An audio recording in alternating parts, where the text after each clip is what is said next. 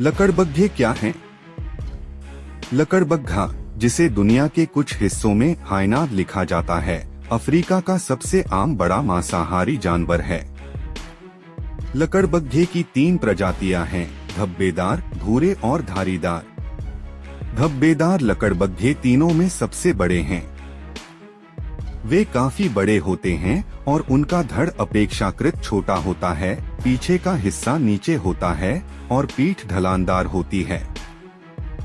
रात के समय उनकी दृष्टि और सुनने की क्षमता बहुत अच्छी होती है।